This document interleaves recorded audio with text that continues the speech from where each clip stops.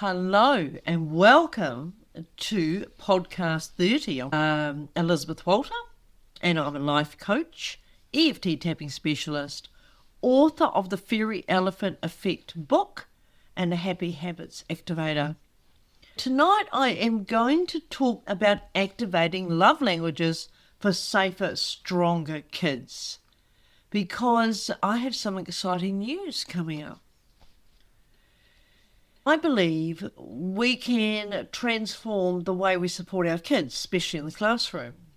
And we are going to be talking about the 5 love languages and how to activate them within ourselves, and why this matters for primary school teachers and students alike. Let's begin with a simple but powerful idea. We all need to feel safe in order to grow.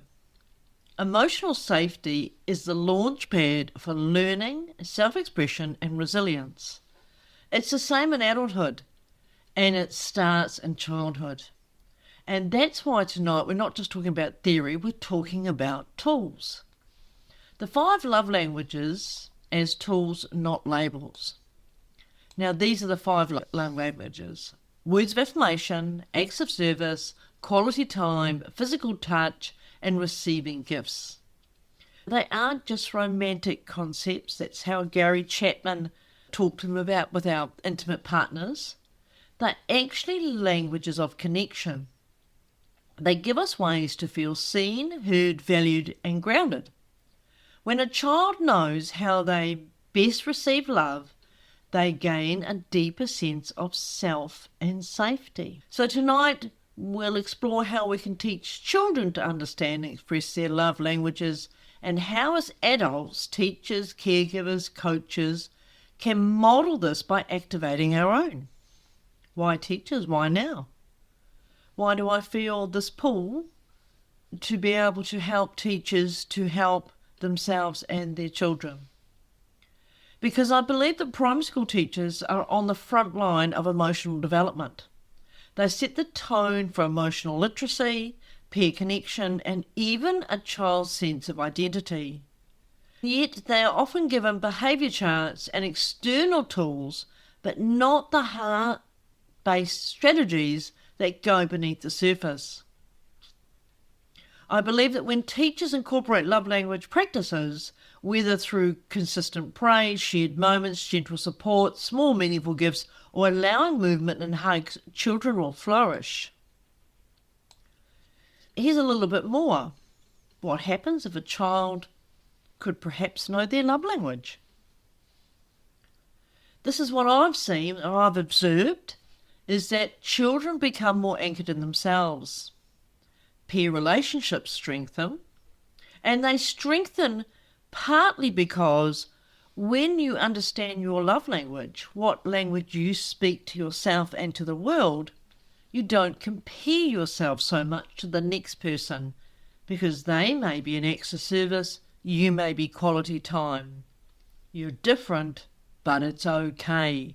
When we can learn as adults and children to stop comparing ourselves, it means that we are starting to become less judgmental about others as well, to really powerful perceptions of the world and ways that we can move forward in our life.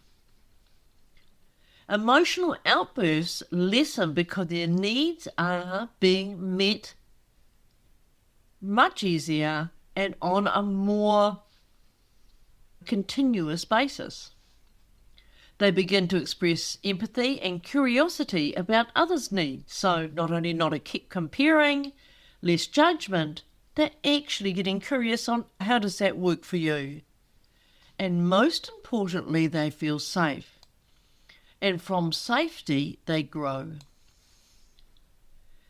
We unlock their inner genius when they're not in fight or flight or freeze or craving for attention. The brain literally functions differently when it feels safe. Creativity, problem solving and collaboration all expand. Activating love languages in ourselves is also very helpful. Because before we can teach these tools, we need to live them. So ask yourself, where do I feel most loved? What actions or words make me feel supported? And those actions and words can be your own actions and words, not necessarily someone else. Where can I offer myself more kindness, time, and appreciation or comfort? When teachers recognise their own love language, they can better relate to how different children may be wired emotionally. It becomes less about managing behaviour and more about meeting needs at this fundamental, kind of grassroots way that creates a different anchor with your children, one-to-one, with the class, and with yourself. In my book, The Furry Elephant Effect, I talk about love languages and how to recognise your own, there's a quiz in there, and how to do things for yourself that activate your own love language. Understanding what makes you tick, understanding how you can bring yourself intrinsic feelings of filling your own well. And my book is available on Amazon. It has lots of personal stories, my story, stories from other people, and tools to help you on your journey as well as the love language. So before I wrap up, I want to personally invite all primary school teachers and educators working with children up to intermediate to a special event happening on Friday, August 8th in the Manawatu region in Palmerston North, and I'm inviting primary school teachers in the Manawatu region. And this is going to be a hands-on, heart-led workshop designed to help you understand and implement love languages and, very excitingly, EFT, Emotional Freedom Technique. You're going to learn some basic EFT to help you create classroom calm, emotional regulation, help the kids get grounded, help you get grounded. It's a big day, everyone's feeling discombobulated. You could do a little bit of tapping, and I'm going to show you several ways that you can do that. It's going to be absolutely fabulous afternoon. There are limited spots. Emails are going out to the schools this week. There's going to be things online this week. There will be advertising on LinkedIn and on Facebook, Instagram. Please check it out. Email me, book your spot. It is going to be a brilliant afternoon, and we are starting something pretty special. I would love to have you there. Spaces are limited. Let's activate love languages in our classrooms and create learning environments where children are not just taught, they are nourished, seen, and are safe.